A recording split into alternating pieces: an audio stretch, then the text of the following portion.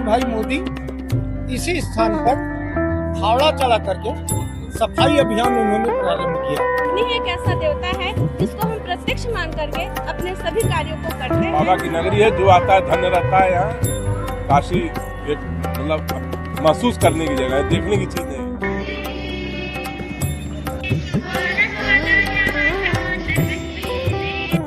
आरती जो हमने ली है वो आज पहली बार ही ली है और बहुत अच्छा लगा। બનારસના 80 ઘાટનું મહત્વ એ વાત પરથી સમજી શકાય છે કે તેનો ઉલ્લેખ અગ્નિપુરાણ, પદ્મપુરાણ, કુર્મપુરાણ અને મત્સ્યપુરાણમાં કરવામાં આવ્યો છે। 80 ઘાટની સૌથી ખાસ વાત એ છે કે આ ઘાટ પરથી બનારસના બધા ઘાટ સરળતાથી જોઈ શકાય છે।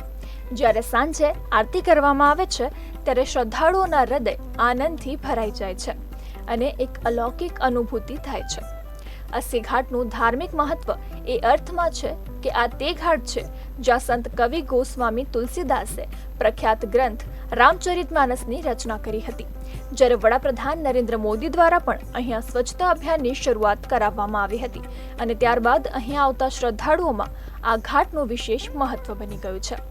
વારાણસીના આ 80 ઘાટનો ભવ્ય નજારો ત્યારે દેખાય છે જ્યારે મકર સંક્રાંતિ, સૂર્યગ્રહણ, ચંદ્રગ્રહણ અને પ્રબોધિની એકાદશી જેવા તહેવારો દરમિયાન દેશભરમાંથી મોટી સંખ્યામાં ભક્તો ગંગામાં ડૂબકી લગાવવા માટે આવે છે।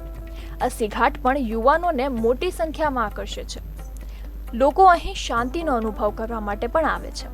ત્યારે કનેક્ટ ગુજરાતના સંવાદદાતા યોગેશ પારેખ સાથે સુબહ બનારસના આયોજક પ્રમોદ મિશ્રા સાથે વિશેષ વાતચીત કરવામાં આવી હતી।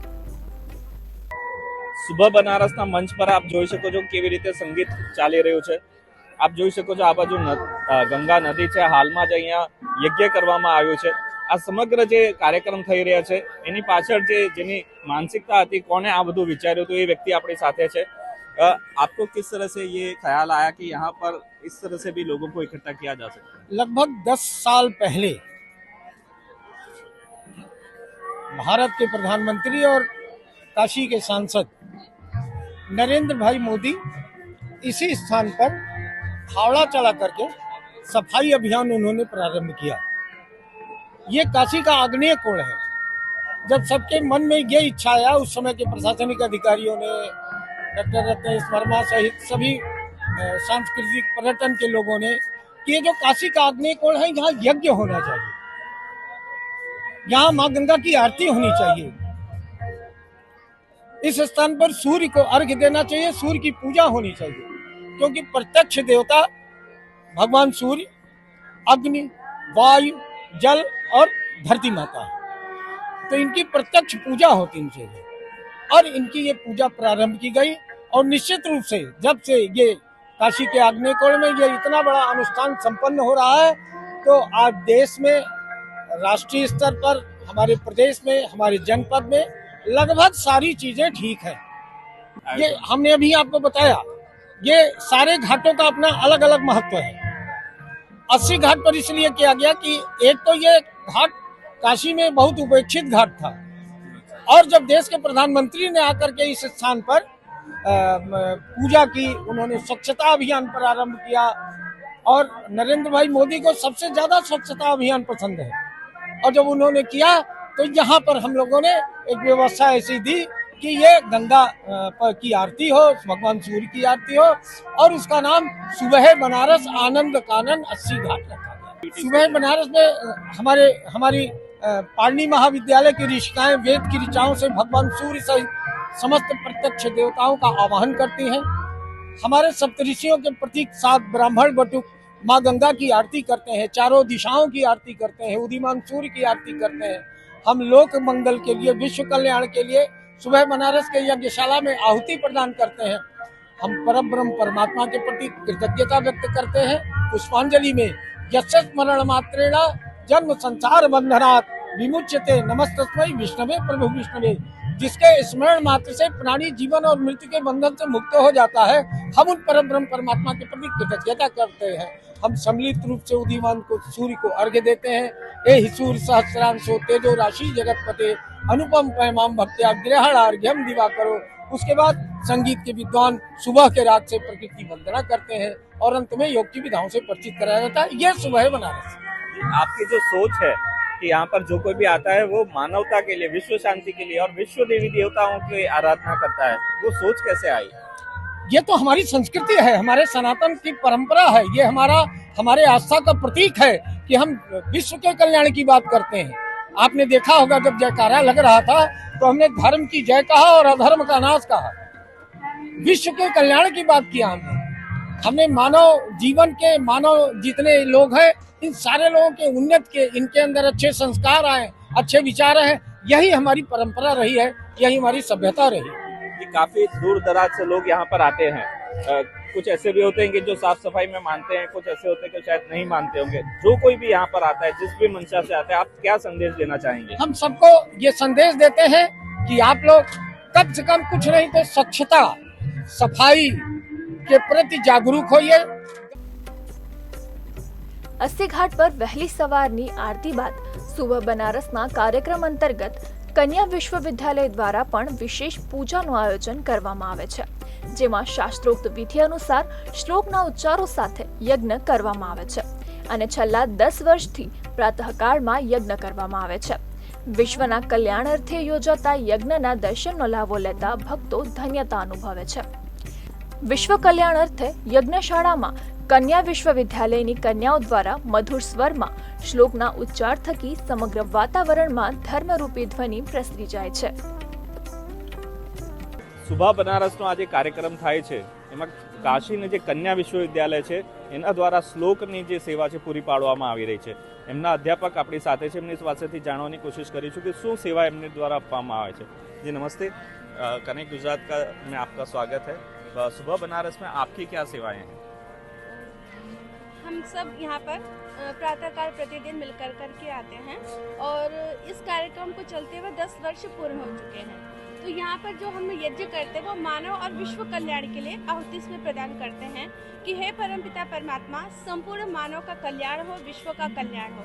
क्योंकि वैसे तो हवन पूजा सब लोग अपने घर में कर ही लेते हैं, सभी लोग करते होंगे क्योंकि ईश्वर का ध्यान करना सभी का कर्तव्य भी है। लेकिन ये सार्वजनिक स्थल है और सार्वजनिक स्थल होने के कारण से हम यहाँ पर जो यज्ञ करते हैं वो संपूर्ण मानव और विश्व के कल्याण के लिए करते हैं।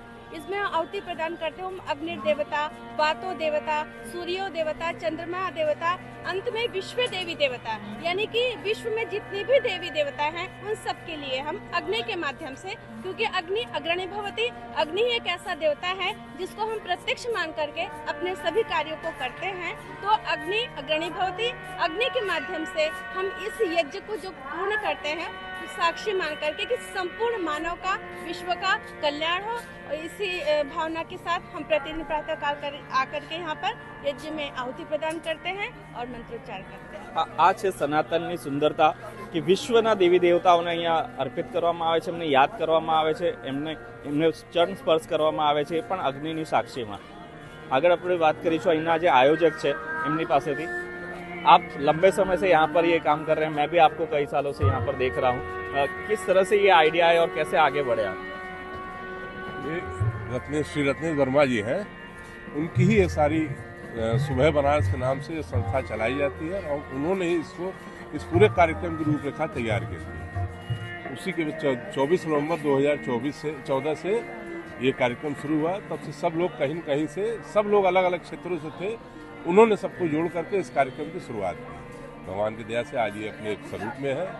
काशी एक आध्यात्मिक नगरी है और इस आध्यात्म में जो एक आम नागरिक, भाई काशी को बाहर से लोग आते हैं तो बहुत कुछ इच्छाओं से लेके आते हैं कि एक काशी में हम जा रहे हैं तो धार्मिक, मतलब धर्म से रिलेटेड बहुत सारी चीज़ें उनकी भावना जुड़ी रहती है। तो उसका एक छोटा सा प्रयास है, अंश है। घंटे 2 घंटे में कुछ नहीं होता है, लेकिन एक सामूहिक प्रयास मिल करके सब लोग करते हैं और सब जो आता है उसको अच्छा ही करके जाता है। बाकी तो भाई प्रयास ही करना हम लोग काम है, कर रहे हैं। बाबा की नगरी है, जो आता है धन्य रहता है। यहाँ काशी एक मतलब महसूस करने की जगह है, देखने की चीज़ नहीं है। आप देख के तो नदी नाला पहाड़ शहर हर जगह है, आपके बड़ौदा में मिलेगा, बम्बई में मिलेगा, कश्मीर में मिलेगा, लेकिन जो चीज़ें होती हैं काशी एक फील करने की जगह। आप यहाँ रहिए, 10 दिन 15 दिन रहिए, अब वो बहुत सी चीजें धीरे धीरे विलुप्त हो रही है, लेकिन फिर भी अभी भी अंश है, ऐसा नहीं है कि कोई चीजें खत्म है। काफी घाट है यहाँ पे, लगभग जहाँ तक मेरी आइडिया है 84-85 घाट है, तो 80 घाट को ही क्यों चुना गया? उस समय 80 घाट, हाँ ये आपने बहुत ही महत्वपूर्ण, 80 घाट पे जब जिस समय 24 नवंबर 2014 की मैं बात करता हूँ, तो मोदी जी यहाँ पर फावड़ा चलाए थे और ये पूरा एक मट्टी का टीला था। ये आज जो आप इसका स्वरूप देख रहे हैं, ये स्वरूप नहीं था, ये एक मट्टी का एक टीला था। ये कम से कम पता नहीं हजारों मतलब हम समझते साथ 20,000 ट्रैक्टर मट्टी यहाँ से उठ करके गई है, साफ हुआ है। सरकार में श्री रत्नेश जी को एक मतलब आइडिया दिया गया, चूंकि संस्कृति विभाग से जुड़े हुए थे, उन्होंने एक प्रपोजल बना करके सरकार को दिया, सरकार ने स्वीकार किया। उस समय के डीएम साहब थे सम यादव जी, उन्होंने इसको अप्रिशिएट किया। शुरुआत में बहुत ही संघर्ष हुआ, लेखपालों की ड्यूटी लगती थी, तमाम गांव के लोगों की ड्यूटी लगाई जाती थी कि भीड़ इकट्ठा किया जाए, लेकिन आज किसी की जरूरत नहीं है। आज स्वयंभू है, अपने से लोग आते हैं, अपने से आते हैं। सुबह उठ के आना ही एक अपने आप में बहुत बड़ा कष्ट है। સાંસ્કૃતિક અને આધ્યાત્મિકતાની સાક્ષાત અનુભૂતિ કરાવતા 80 ઘાટ પર માત્ર ભારતીયો જ નહીં પરંતુ વિદેશી પ્રવાસીઓ પણ ધર્મરૂપી રંગમાં રંગાઈ જાય છે। દેશ વિદેશના પ્રવાસીઓ માટે 80 ઘાટ આસ્થા સ્થાનક સાથે જીવનમાં એક અલૌકિક અનુભૂતિનો અનુભવ પણ થઈ રહ્યો હોવાનું પ્રવાસીઓ જણાવી રહ્યા છે। I'm from Belarus, but originally I live in Dubai. Oh, so It's something mystic. It's a really magical place because I have a dream come to this place, and Oh. really it's some mystic. It's some magical, and it's first one my travel was especially. पूरा हुआ, हम पूरे family के साथ में आए हैं और बहुत टाइम से सोच रहे थे, आना नहीं हो पाता, लेकिन माता जी और बाबा की भोलेनाथ की कृपा हो गई जो हम आए हैं और आरती के दर्शन हुए हैं। अब हम बाबा भोलेनाथ के दर्शन करने जाएंगे, काशी विश्वनाथ के दर्शन करने जाएंगे। बहुत अच्छा लगा, आरती देख के बहुत मन प्रसन्न। काफ़ी अच्छा एक्सपीरियंस है। काफ़ी टाइम सोच रहे थे गंगा आरती करने का, शाम की छूट गई थी पर कोशिश करा कि मॉर्निंग में अटेंड करें, तो काफ़ी अच्छा एक्सपीरियंस। सारा कई सालों से हम कोशिश कर रहे थे, लेकिन जब मैया की कृपा हो, उनका आशीर्वाद, बहुत दिन से हम सोच रहे थे कि गंगा जी के दर्शन करें, आज गंगा जी के दर्शन बिल्कुल हो गए, हमारा सपना पूरा हो गया। अब आप क्या चाहते हैं? आज आपने दर्शन किए, जब हमें कोई चीज अच्छी लगती है हम कहते हैं, हम मन में चाहते हैं कि हम ये चीज उसे भी बताएं। आप किसे ये दर्शन कराना चाहेंगे? सर हम सबको करवाने, पूरे परिवार को करवाने चाहिए, जो भी व्यक्ति घर है उनके लिए बिल्कुल। 80 ઘાટના ધાર્મિક વાતાવરણમાં પ્રભુ ભક્તિમાં મધુર સૂરનો રસ પણ ભળી રહ્યો છે। શુભ બનારસના કાર્યક્રમ દરમિયાન વારાણસીની આકાંક્ષા દીક્ષિત દ્વારા સુંદર ભજન અને પ્રાર્થનાના મધુર સૂર રેલાવવામાં આવે છે, જે સુરાવલી થકી સમગ્ર વાતાવરણ ભક્તિ રસમાં તરબોળ બની જાય છે। આકાંક્ષા દીક્ષિતે કનેક્ટ ગુજરાતના સંવાદદાતા યોગેશ પારીખ સાથે ટૂંકી પણ યાદગાર વાતચીત કરી હતી। સુબહ બનારસમાં જેમને અત્યાર સુધી આપ સાંભળતા હતા એ છે આકાંક્ષા દીક્ષિત। એમની પાસેથી જાણવાની કોશિશ કરીશું ક્યાંથી એ છે અને કેવી રીતે એમને આ બધું શીખ્યું। कहाँ से आप है और ये इतना सुंदर गाना आपने कहाँ से सीखा? मैं वाराणसी से हूँ। मेरी गुरु डॉक्टर श्रुति उपाध्याय मैम, मैंने उनसे गायन की शिक्षा ली है और यहाँ पे सुबह बनारस में आज मैं आई थी यहाँ परफॉर्म करने। कितने समय से आप यहाँ पर सेवा दे रहे हैं? सर लगभग 2-3 साल हो गए मुझे। एक छोटा सा कुछ आप, आज गंगा किनारे हम है और काशी में है, कुछ छोटा सा एक साथियों, अभी जो मैंने यहाँ पे एक गायन प्रस्तुत किया था उसी में से कुछ सुना देती हूँ मैं आपको। योग प्रारंभ करते हैं। सभी साथी बैठ जाइए।